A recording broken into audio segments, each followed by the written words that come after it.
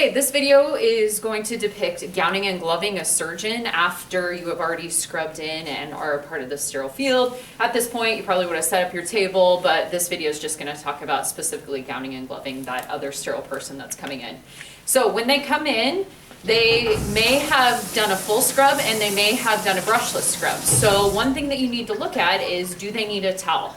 Because if your surgeon comes in and their hands aren't wet and you're trying to hand them a towel, they're going to think that you're not paying attention.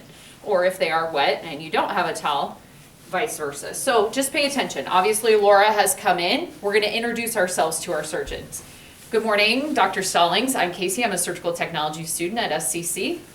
They're going to say, welcome to the room, okay? You're going to open up your towel. So when we do this, make sure it's not hanging down too low. Make sure that you've stepped away from your back table. You're not turning your back to your back table like this.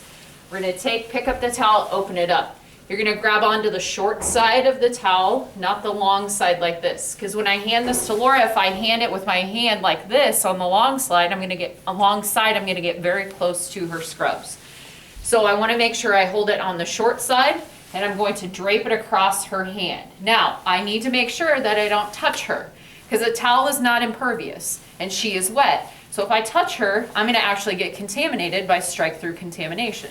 So I want to make sure that when I hold that towel, I hold it away from my gown, drape it across her hand, and allow her to continue to dry her hands. You guys are very familiar with how to dry your hands, and that is depicted in the gowning and gloving video if you would like to review the process of doing that.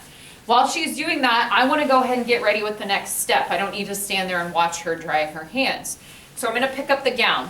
On the gown, a lot of times you're going to see writing or a sticker. That one happens to be folded where you can't see it, but on this one, you can see that there's writing. You want to be able to read the writing. If you have it upside down like this where you can't read it, the gown is backwards. So you want to make sure that you have the writing and you can read it. That writing or the sticker is going to hit the person in the chest that's going to wear the gown. So when we put the gown on, we're going to open it this direction. But because I'm going to hand it to Laura, I want the writing to hit her in the chest. And I want to be able to read it, okay? So when I open this up, again, I am away from my back table. I'm not standing up here like this. I'm far enough away without having my back to the back table.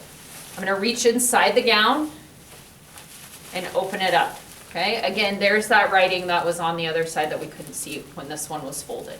Now, what I need to be very aware of, as I maneuver this gown, if it's very long, you need to make sure that you're not down here where it's going to touch the ground, okay? So for some people that are vertically challenged, you're going to feel like you're outside your sterile zone because you have to be high enough to make sure that the gown isn't going to hit the ground. You want to make sure that the hands are adequately cuffed. I don't want to have any fingers sticking out the top like this when I come up here to gown and glove Laura. So I want to make sure that my hands are adequately cuffed, and that's also going to expose those armholes for that surgeon to come in and put their arms inside the gown.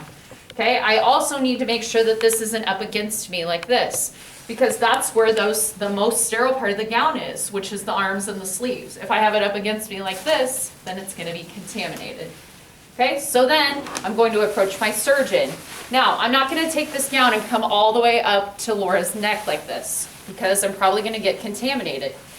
She's going to come in. I'm going to stop just when I get above her elbows, and then I'm going to come out of the gown. The circulator is going to pull the gown up the rest of the way. Okay?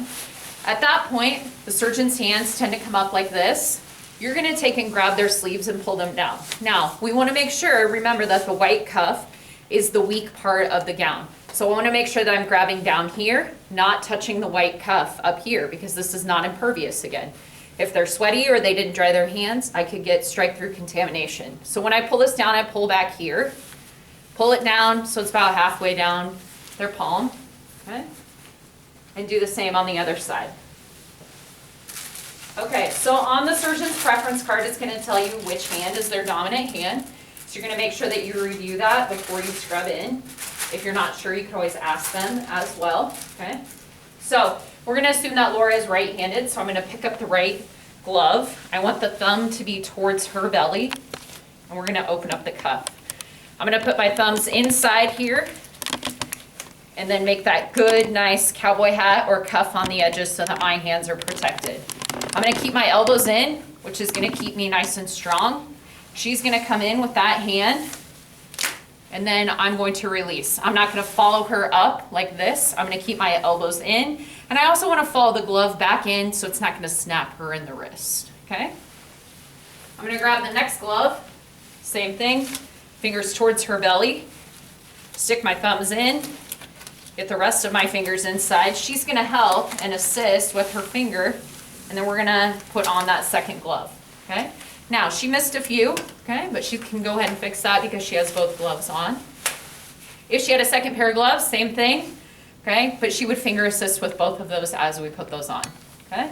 Now, next thing we need to do is tie the gown. Now, you're not gonna go reaching for that card. You're gonna ask your surgeon to go ahead and hand that to you. So they're gonna hand you the card.